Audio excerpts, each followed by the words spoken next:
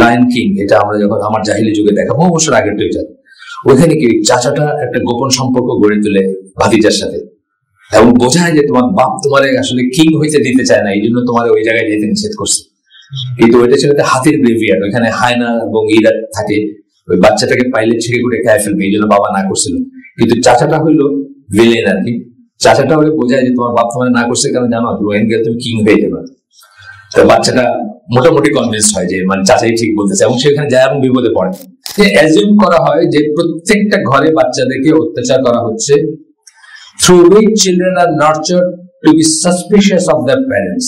এই জিনিসগুলো যখন স্টোরিতে আসে, সিনেমায় আসে, টেলিভিশনে আসে, গল্পে আসে, তখন বাচ্চারা তাদের প্যারেন্টসদেরকে সন্দেহের চোখে দেখতে শুরু করে।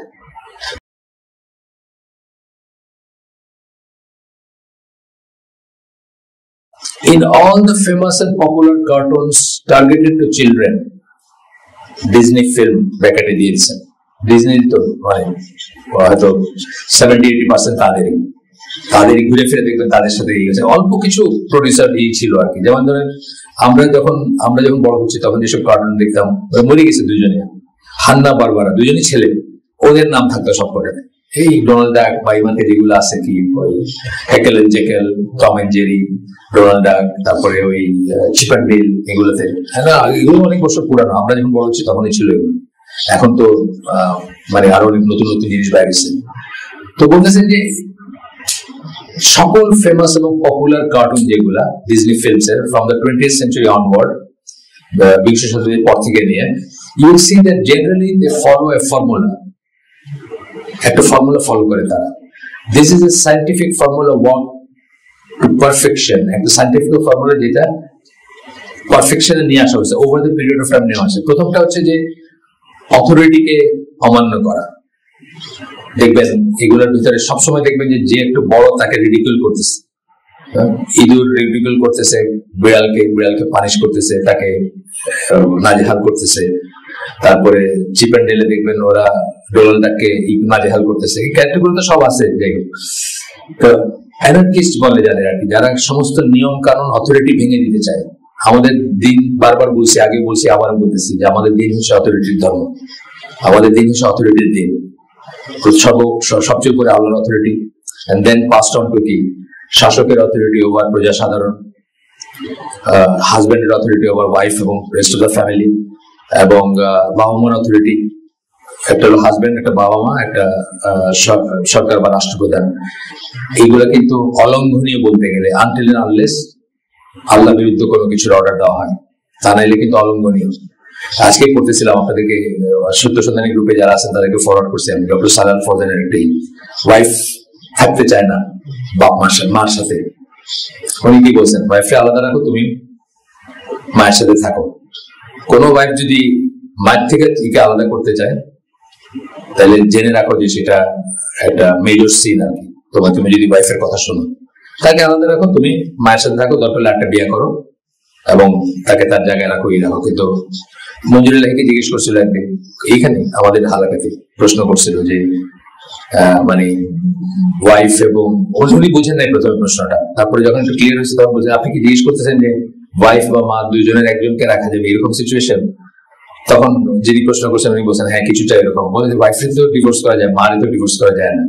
খুব সিম্পল ভাষায় বলছেন, মার সম্পর্কটা এমন একটা ডিভোর্স করা যাবে না।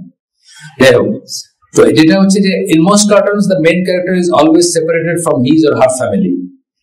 যেসব কার্টুন গুলোর কথা বলতেছেন, যে অনেক আছে, আমরা যেগুলো বলতেছি এগুলো ছোটদের, একেবারে ছোটদের জন্য পপুলার কিছু কার্টুন। এর বাইরে অনেক থিমালা কার্টুন আছে না, ধরেন লায়ন কিং আছে, বা এই যে পোকাহন্টাস, বা আরো যেগুলো আমি জানি না, এখনো তো আরো নতুন নতুন আছে, বা সিম্পসনস যেটা বললাম আমি, সেগুলা। তো সেগুলোতে দেখা যাবে কি যে সে মেইন ক্যারেক্টার যে সে ফ্যামিলি থেকে আলাদা। আচ্ছা, এগুলা ওই জন্তু জানোয়ার এগুলা না, অন্য অন্য যেগুলা মানুষের স্টোরি নিয়ে আসে না কতগুলা, সেগুলা মঙ্গলি টঙ্গলি কি কি সব আছে না, জঙ্গলে বড় হয়, এইসব আর। তো ফ্যামিলি থেকে আলাদা সে, and is usually cast as an orphan, এবং তাকে এতিম হিসাবে দেখানো হয়, তার বাবা মা নাই কেউ। Thus disassociation with the parents. Already একা দেখানো মানে তার প্যারেন্টস এর কোনো ব্যাপার নেই, প্যারেন্টস এর সাথে কেমনে চলতে হবে, ওদের থেকে কি পাবে কি দিবে এগুলো কোনো ব্যাপার নেই। Mainly from the mother or mainly from the mother, either parents নাই অথবা মা নাই, is a prominent feature in many storylines. অনেক গল্পে এটা একটা prominent feature যে তার মা নাই অথবা তার ফ্যামিলি নেই, তার বাবা নাই বা ইত্যাদি। The mother may often be presented as evil. মাদারকে অনেক সময় শত্রু হিসাবে করা হয়, বা ওই যে সবকিছুতে রেস্ট্রিকশন দেয়, অপ্রেসিভ, অত্যাচারী। ওই মহিলা যে বলছেন বাবা মা এই সবচেয়ে বেশি অত্যাচার করে, নির্যাতন করে বাচ্চাদের। Or you may have the evil stepmother, অথবা সৎমা, একটা খুব দুষ্ট সৎমা আছে। আমাদের দেশে কিন্তু সৎমা দুষ্ট না, কিন্তু ইসলামী এসে শুনছেন নাকি? ইসলামী কোন লিটারেচার দেখছেন যে সৎমাকে দুষ্ট করে করা হয়েছে? কোন দেখবেন? বরং এমন যে অনেক সময় কার মা কে এটা খুঁজে বাই করাই মুশকিল। আসমা বিনতে আবু বকর যে আয়েশা রাদিয়াল্লাহু আনহা আপন বোন না, এটা অনেক বড় হয়ে গেছে। তাদের সম্পর্কটা এতই ক্লোজ থাকতো সবসময়, হাফ ব্রাদার হাফ সিস্টার্স এর হইলেও উনি যে আপন বোন না, এটা অনেক বড় হয়ে গেছে। এরকম ছিল আর কি ইসলামিক ট্র্যাডিশনটা। কিন্তু এখন কি সৎমাটা ভিলেন না? এই সৎমা ভিলেনের ভিতরে অনেক কার্য সমাধান হয়। মানে আপনি একটা বিয়ে করবেন, আপনি পলিজেনি প্র্যাকটিস করবেন, বা একটা ফ্যামিলিতে একাধিক কি থাকবে, এইসব সব জিনিসকে কিন্তু এই এক মেসেজ দিয়ে আলাদা করে দেওয়া হয়। Motherhood is made to be absent. Motherhood ব্যাপারগুলো অ্যাবসেন্ট, এগুলো নাই। They usually have a very tragic, extremely traumatic incident occurring at the beginning. দেখা যাবে খুব খুব কঠিন কোন একটা ব্যাপার ঘটে গেছে তার জীবনের শুরুতে, যেটা ট্রমাটিক, এবং তারপরে সে তার অন হিজ ওন বা অন হার ওন সে বড় হচ্ছে, বা সে তার একটা স্টোরি লাইন আর কি ওখানে গেল। এরপরে হচ্ছে এরপরের সাবহেডিংটা আমি পড়তেছি, আমি অনেক বাদ দিয়ে গেলাম, আমি জাস্ট করে পড়তেছি, হাইলাইটেড পোর্শন গুলো পড়তেছি, বাদ দিয়ে গেলাম এই জন্য যে তাহলে অনেক বড় হয়ে যাবে, এমনি বড় হয়ে গেছে এটা।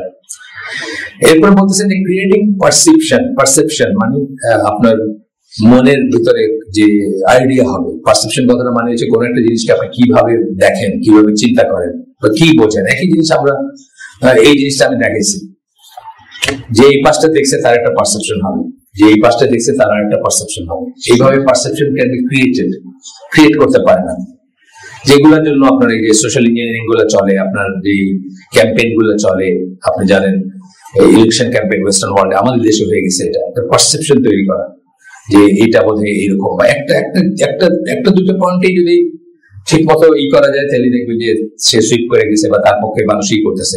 মানুষ কিন্তু সাধারণ মানুষ, আমরা যারা আমাদের লিমিটেড রিসোর্সেস আছে, লিমিটেড, আমরা কিন্তু অত গবেষণা করতে যাই না যে এই সত্যি কথা বললো নাকি এটি টুইস্টেড কথা বলতেছে, নাকি এটা ইঞ্জিনিয়ার, নাকি এটাই, এইগুলো আমরা দেখতে যাই না। যা অ্যাপারেন্ট, যা মনে হয় দেখে বা ফার্স্ট ইমপ্রেশনে যা মনে হয় সেটাই আমাদের ব্রেনে থাকে, সেই অনুযায়ী আমরা কাজ করি। তো বলতেছেন creating perception of parents as criminals under assumption, মানে অ্যাজাম্পশনই হচ্ছে যে প্যারেন্টস হচ্ছে ক্রিমিনাল। ওই যে বলতে চাই যেটা, যে বাবা মারা আমাদেরকে ডিপ্রাইভ করতেছে, আমাদেরকে শুধু রেস্ট্রিক্ট করে, শুধু নো বলে, শুধু এটা করো না, ওইটা করো না, এটা করো না, এটা করো না বলতে থাকে। ইটস মাই লাইফ, আমি music made me do it, একটা গানের একটা দিয়েছিলেন lyric, it's my life set me free. এটা হচ্ছে কথা যে আমার লাইফকে আমার মতো চলতে দাও, আমাকে মুক্ত করে দাও, stop shouting me, stop bugging me, কি সব আছে, অনেক কথা ছিল এখানে, বাবাকে বলতেছে এগুলো বেসিক্যালি। তো এইটাই হচ্ছে কথা, যে একটা ক্রিমিনাল আন্ডার অ্যাজাম্পশন, মানে তারা অ্যাজিউম ক্রিমিনাল, মানে অলরেডি ক্রিমিনাল আর কি তারা। And parents as a grave danger to their children, এবং বাচ্চাদের প্রতি একটা বিশাল বিপদ হিসাবে বা মানে ধ্বংস হিসাবে দেখায় তাদের বাবা মাকে।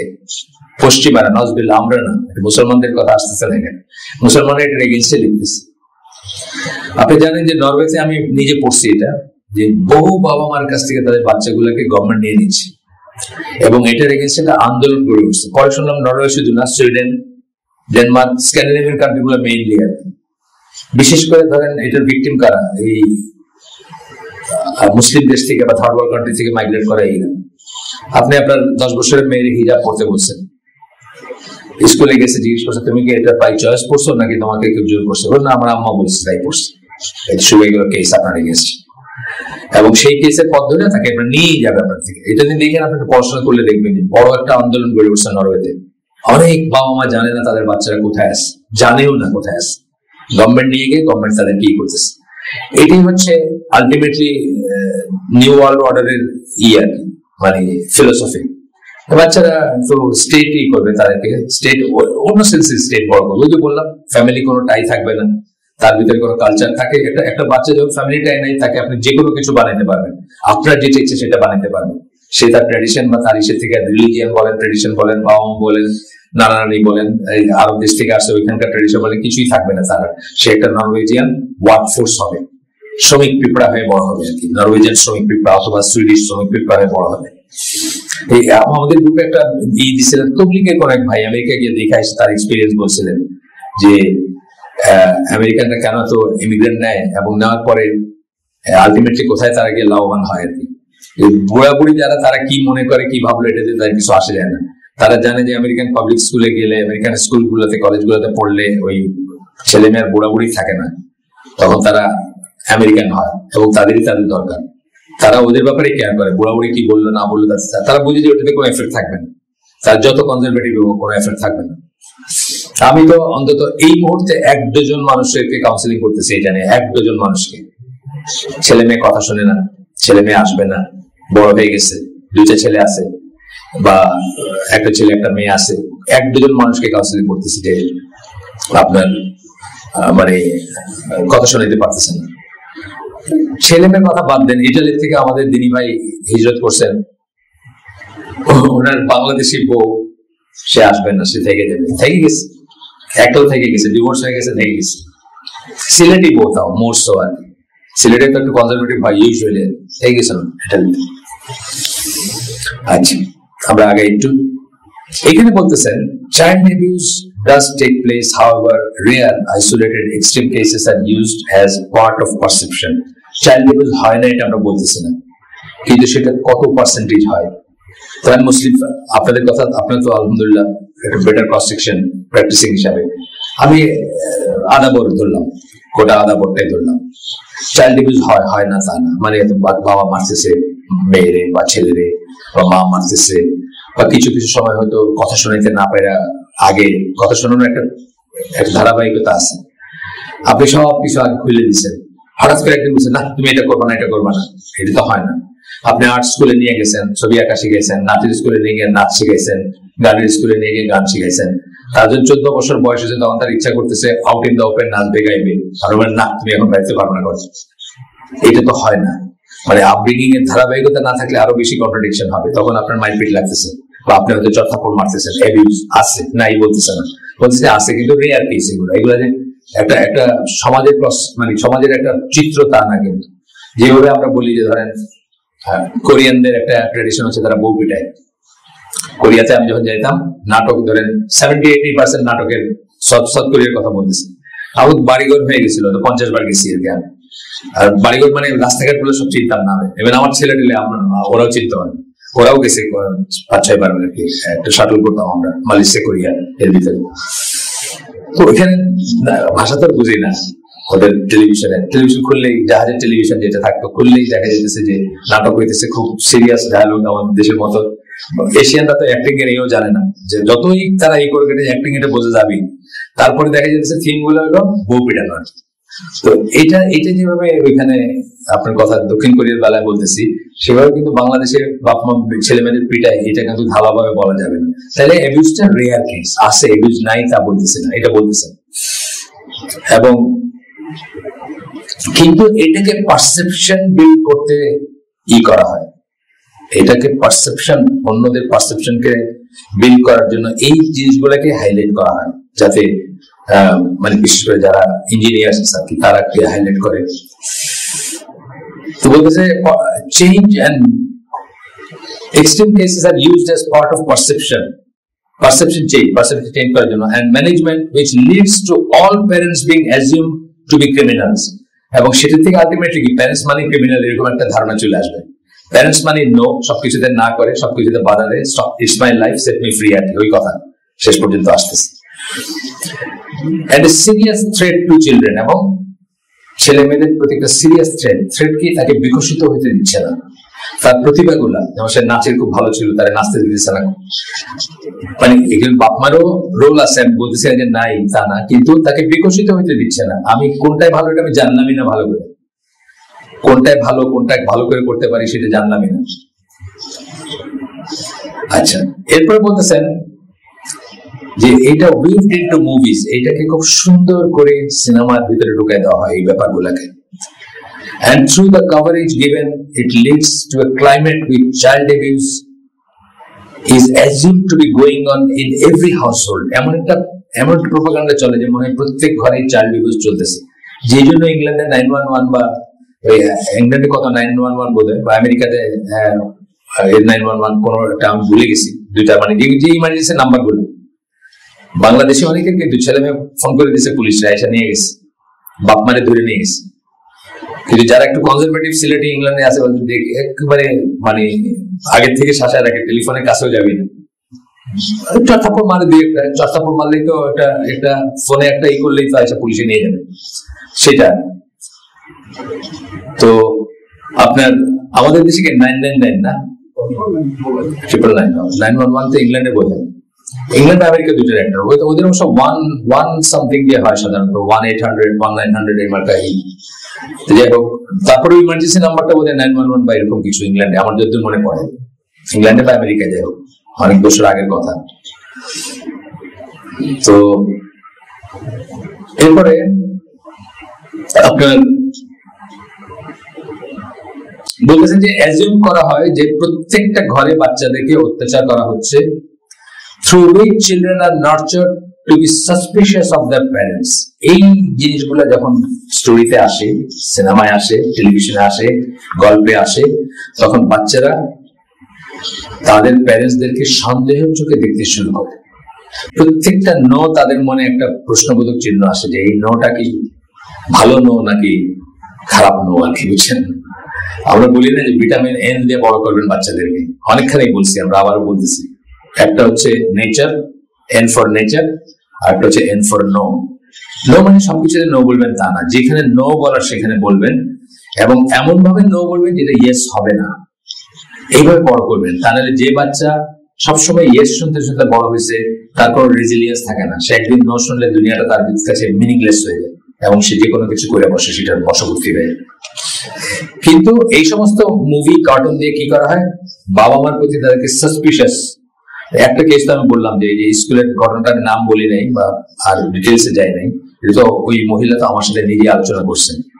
তার 5-এ পড়া মেয়ে স্কুলে গেছে, তাকে জিজ্ঞেস করছে তুমি হিজাব পড়ছো, এটা যে পড়ছো তুমি কি, একজন নতুন টিচার আসছেন, আগে চলে যেতেছিল, টিচাররা দেখছে ছোট থেকে বড় হয়েছে বোধ হয়, কিন্তু একটা নতুন টিচার এসে যখন দেখছে যে এতটুকু মেয়ে মাথা হিজাব দিচ্ছে, হিজাব পরে, তখন জিজ্ঞেস করছে, ইউরোপিয়ান দেশে জিজ্ঞেস করছে যে তুমি কি এটা নিজের থেকে পড়ছো না তোমাকে পড়াইছে জোর করে, বলে আমার আম্মা আমাকে বলছে পড়তে, তোমার পড়তে ইচ্ছা করে না, যে না ঠিক আছে তাইলে।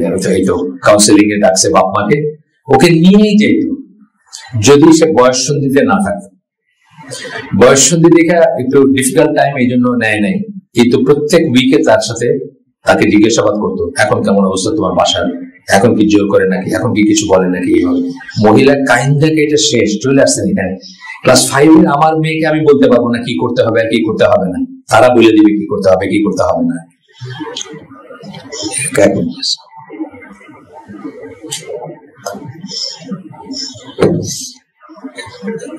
সাসপিশিয়াস, বাবা মার প্রতি সন্দেহ পোষণ করতে শুরু করে, এটা ঠিক বললো, আমাকেই কিন্তু এরকম বলতেছে। আর এইরকম সোসাইটিতে যেখানে আমরা আছি এখন, এভরি আদার পার্সন যা করতেছে আপনি সেটা না করতেছেন, বাচ্চা আপনাকে শত্রু মনেই করবে যদি আপনার বাচ্চাকে ঠিক মতো বোঝাইতে না পারেন এবং কমিউনিটি বদ্ধ হয়ে বসবাস না করেন। যে এভরি আদার হাউস গেলে দেখবে যে সবাই এই জিনিসটা করতেছে না, আমিও করতেছি না, ABCDE কেউ করতেছে না, সবাই বলে এটা না, এবং এটা না কিছু উইজডম আছে, সেটাও বুঝাইতে হবে কি উইজডম আছে।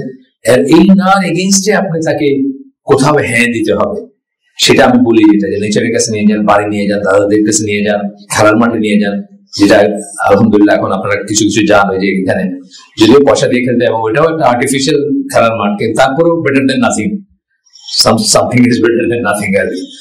যাই হোক, তো তারপরে বলতেছেন যে এরপর বলতেছেন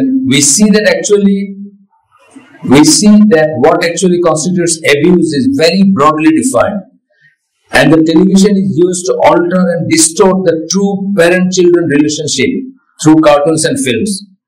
Parents-children কি কারণ চলে গেছে? আচ্ছা, কমাই দিবেন একটু। ফ্যানের তো দরকার নেই, আমার কিন্তু ফ্যান চলতেছে না। আচ্ছা, তো বলতেছেন যে যেটুকুই অ্যাবিউজের হয় সেটাকে ফুলায় ফাঁপায় টুইস্ট করে আপনার টেলিভিশনে বা সোশ্যাল মিডিয়ায়, আপনার ইউটিউবে বা ইত্যাদি জায়গায় আরো, বা ইভেন ব্লগিং এর কথা বলতেছি, ব্লগ গুলো তো সোশ্যাল ইসেরই অংশ। ভিলগ বলি না আমরা এখন, অথবা এমনি ব্লগ যাই বলেন, এগুলো সবই সোশ্যাল ইঞ্জিনিয়ারিং এর টুলস, এইগুলোর মাধ্যমেই করা হয়। এবং এইগুলোতে কি করা হয়, ডিস্টোর দ্য প্যারেন্ট চিলড্রেন রিলেশনশিপ। এই সিনেমা টিনেমার মাধ্যমে বাপ মার সাথে যে বাচ্চাদের যে রিলেশনশিপ হয় এগুলো ডিস্টোর্ট করা হয়। ফ্রম ওয়ান অফ ট্রাস্ট, যেটা ছিল ট্রাস্টের, যেটা ছিল কনফিডেন্সের, যেটা ছিল লাভের, যেটা ছিল কেয়ারের, সেটাকে এবং যা কিছু পজিটিভ আছে সেটা থেকে কি করা হয়, এটাকে চেঞ্জ করা হয় কিসে, one of mistrust, abuse, hatred and so on, which is pushed as being the standard assumption। মানে এটাই স্ট্যান্ডার্ড ধরে নেওয়া হয় যে বাবা মা তোমাকে ট্রাস্ট করার ব্যাপার নাই, তারা অ্যাবিউজ করবে, তারা তোমার ভবিষ্যৎ ঠিক করে দিতেছে, তুমি কি করবা, তোমার নিজস্ব একটা ভিউ আছে না, বা ইত্যাদি ইত্যাদি। এগুলো এখানে আপনার